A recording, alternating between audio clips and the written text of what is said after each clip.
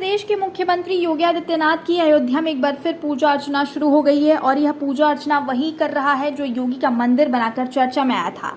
जिसके बाद जिला प्रशासन ने योगी की मूर्ति हटवा दी थी। चर्चा में आए प्रभाकर मौर्य अब अपने फार्म हाउस में त्रिपाल लगाकर योगी की तस्वीर लगाकर पूजा अर्चना कर रहा है और आज बिहार के अररिया जिले से पहुंचे आधा दर्जन से अधिक मुसलमानों ने मुख्यमंत्री योगी आदित्यनाथ की पूजा अर्चना की और विधिवत आरती भी की। अयोध्या भ्रमण पर पहुंचे मुस्लिमों का नेतृत्व कर रहे साजिद इकबाल ने बताया कि जब उन्हें मालूम हुआ कि यह अयोध्या भरतकुंड के पास योगी का मंदिर बना है तो उनसे रहा नहीं गया और वह पहुंच गए योगी के मंदिर पर। त्रिपाल में बने योगी की तस्वीर पर साजिद इकबाल अपने साथियों के साथ पूजा अर्चना की और विधिवत आरती भी उतारी। साजिद इकबाल ने कहा कि ऐसे महाविद्वान महाऋषि व महापुरुष के मंदिर की स्थापना अयोध्या में हुई है और उनके अच्छे भक्त ने की है। साजिद इकबाल ने कहा कि मुख्यमंत्री योगी आदित्यनाथ की लंबी आयु और बेहतर स्वास्थ्य के लिए अपने धार्मिक प्रेयर के अनुसार उनकी आरती उतारकर पूजा अर्चना की। वहीं मंदिर के संस्थापक प्रभाकर मौर्य ने कहा कि उनके खिलाफ साजिश की गई है। रामनाथ मौर्य नाम के आदमी ने उन पर झूठा आरोप लगाया और जिला प्रशासन से योगी की मूर्ति हटवा दी और अब वे अपने फार्म हाउस में योगी की तस्वीर लगाकर पूजा अर्चना कर रहे हैं।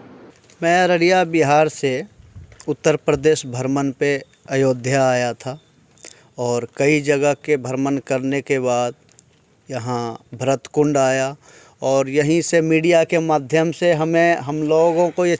चर्चा भी खबर सुनने को आई थी कि योगी जी का भी एक मंदिर स्थापित किया गया है उत्तर प्रदेश में और हमारा सौभाग्य कि ऐसे महर्षि महापुरुष की मंदिर की स्थापना उत्तर प्रदेश में उनके किसी अच्छे भक्त ने की है। तो हम लोगों ने भरतकुंड आकर के जब पता किया भाई तो यहाँ से बहुत ही नज़दीक है, तो हम लोगों ने फैसला किया कि नहीं ज़रूर उस मंदिर के भी दर्शन करके योगी जी की लंबी आयु के लिए और बेहतर स्वास्थ्य की कामना करने के लिए वहाँ पे हम लोग अपने धार्मिक प्रेयर के अनुरूप उनके लिए प्रार्थना करेंगे। आपने प्रार्थना भी किया, अब कैसा लग रहा है और कितने लोग की टीम है आपकी? मैंने यहाँ पे जो प्रार्थना किया बहुत ही अच्छा लगा और उनकी लंबी आयु के लिए ईश्वर से कामना करते हैं और उन्होंने जो भारत में राम राज्य स्थापित किया है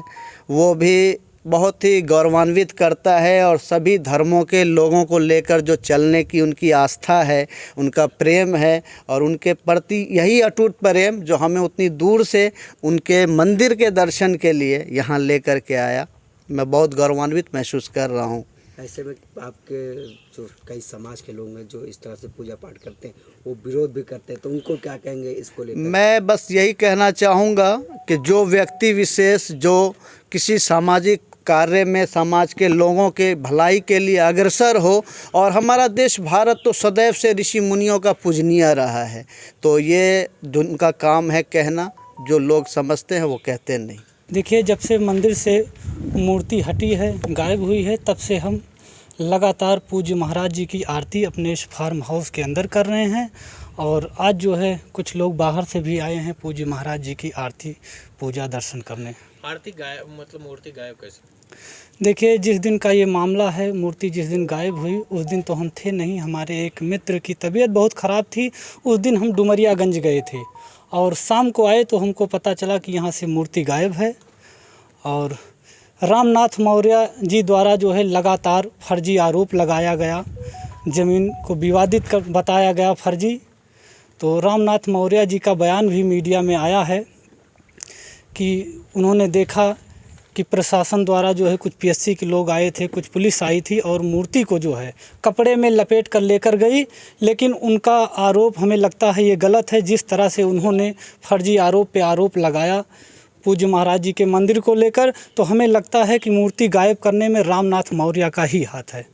शासन प्रशासन तो हमेशा जो है उस दिन आया भी था, तो कहीं कोई बवाल ना हो इसको लेकर प्रशासन यहाँ आया था, कुछ लोगों का ये कहना था। रामनाथ मौर्य जी हमारे चाचा हैं।